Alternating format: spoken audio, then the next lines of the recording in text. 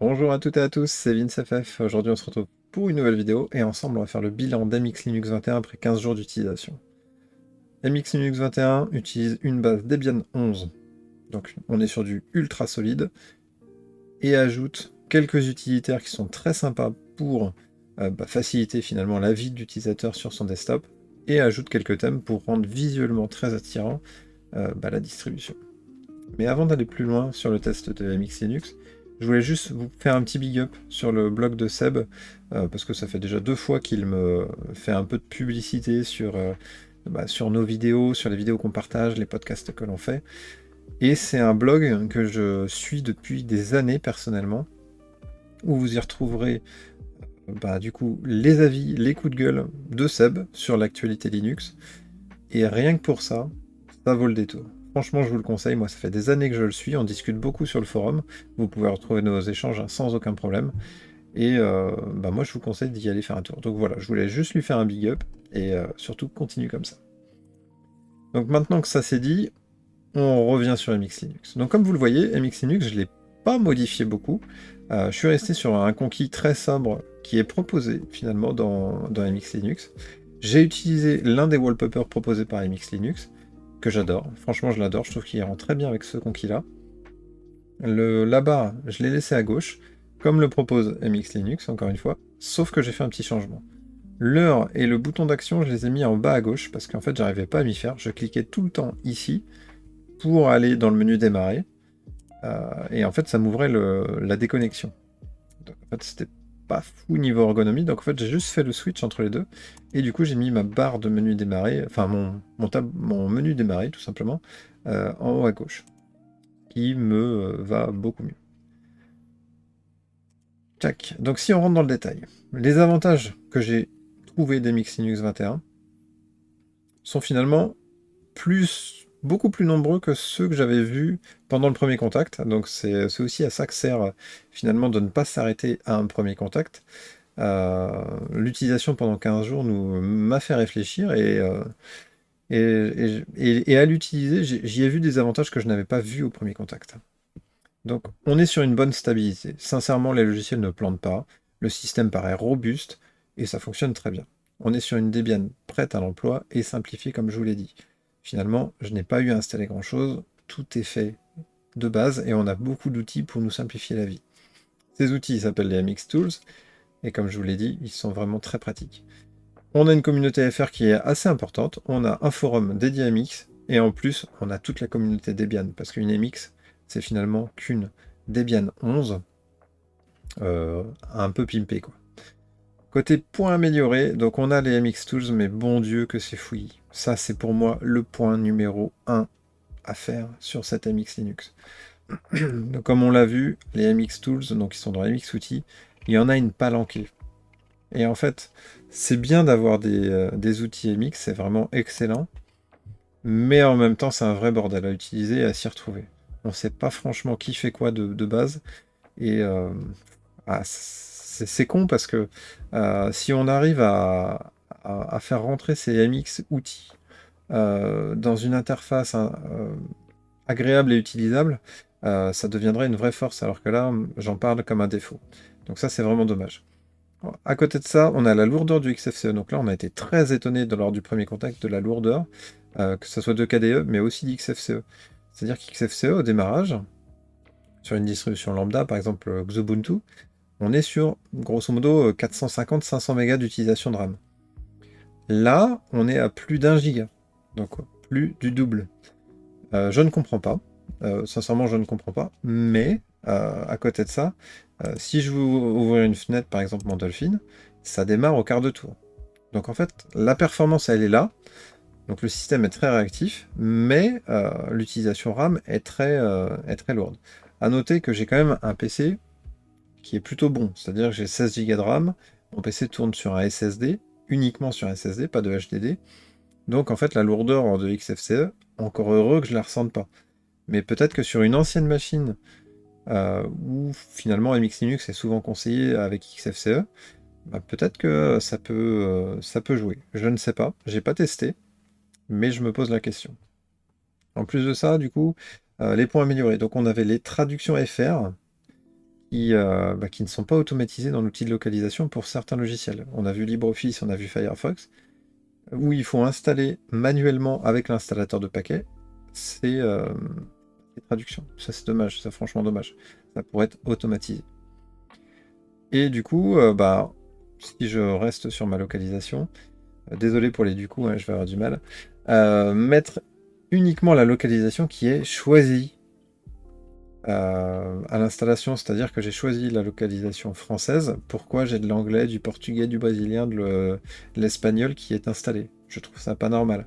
Je devrais avoir que la localisation française et pourquoi pas la localisation anglaise pour certains logiciels, mais pas plus. Donc ça, je trouve ça bizarre. En plus, ça nous a mis un temps fou du coup à installer la localisation française. Pour rien, quoi. Si on rentre dans le détail, du coup, côté installation, donc on a l'installateur qui est simple et efficace. L'outil de partitionnement est un peu différent des standards habituels, donc on l'a vu ensemble, mais il fonctionne plutôt bien. Là, j'hésitais à mettre un jaune, voire un rouge sur installation, c'est parce qu'en fait, au début, lors de ma première install, par 2 fois l'installation par défaut, donc c'est-à-dire que j'efface tout mon disque dur et j'installe MX Linux, par 2 fois ça a planté. Quand par contre j'ai fait le partitionnement en manuel, comme je vous l'ai montré lors du premier contact, là par contre ça a fonctionné. Donc je suis un peu mitigé. Je mets ça sur le fait que ça se vienne de mon PC ou du hasard, mais, ça c'est un risque, donc je vous le signale. Mais par contre à côté de ça, l'installateur lui-même, c'est un grand verre, ça fonctionne très bien. Côté mise à jour, donc on a un outil qui s'appelle MX mise à jour, hein, il porte plutôt bien son nom. Toutes les mises à jour sont concentrées à cet endroit-là, et finalement il ne fait que lancer un apt full upgrade, et ça fonctionne très bien, vous n'aurez pas de surprise, on est sur une Debian 11, ça fonctionne franchement très bien. Côté Logitech, donc on a une Logitech très touffue, c'est vraiment très agréable, c'est-à-dire qu'avec l'outil MX installateur de paquets, check. Toutes les applications qui sont populaires, vous les retrouverez directement ici. Et en plus, ce sont des applications qui sont potentiellement chiantes à installer sur une Debian de base. Par exemple, on peut retrouver Steam. Donc Steam que j'ai installé, hein, j'ai joué à Splitgate pendant quelques heures.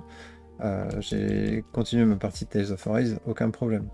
Pareil pour Discord.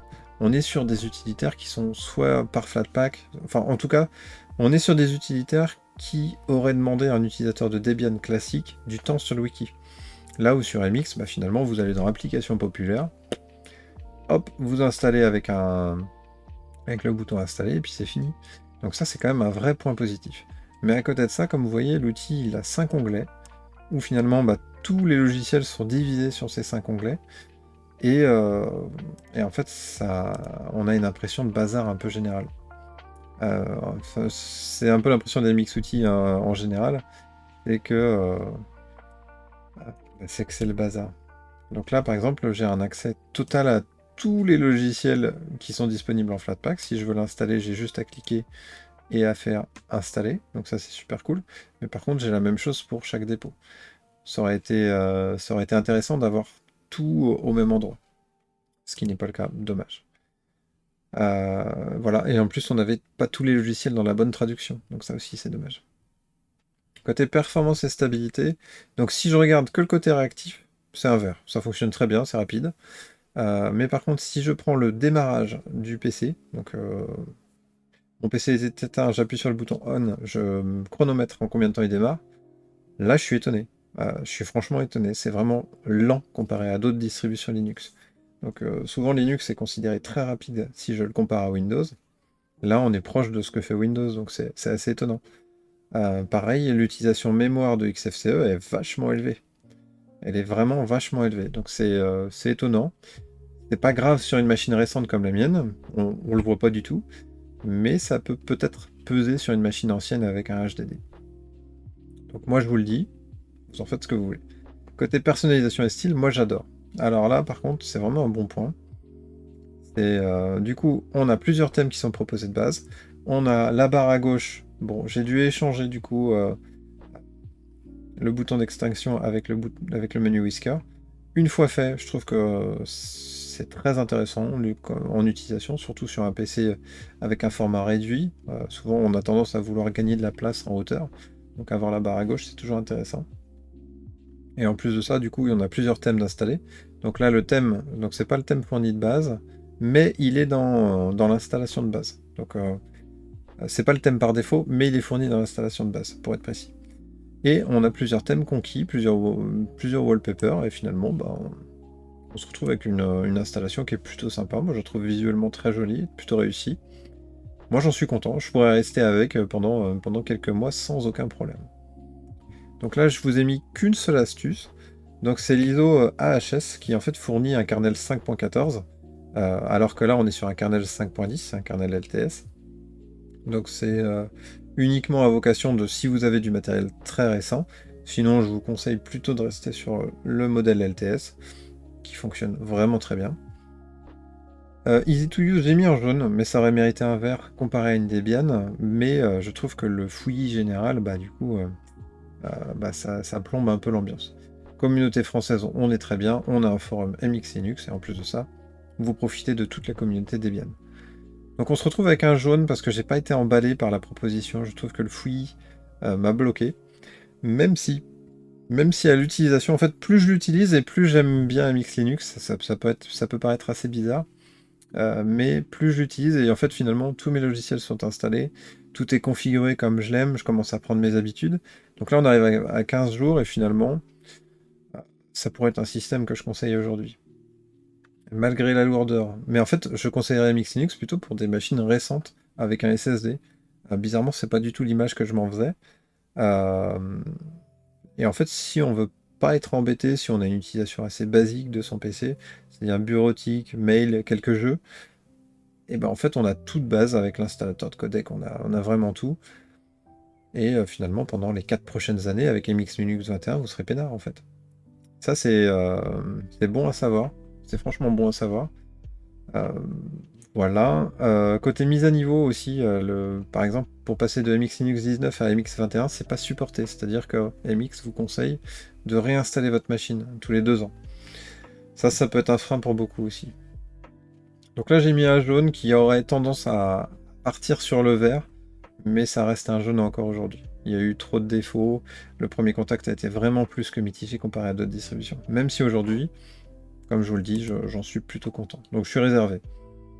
Donc MX Linux se retrouve en milieu de classement, donc on est juste au-dessus de Debian 11, avec un installateur qui est beaucoup plus simple, les mises à jour c'est les mêmes que Debian.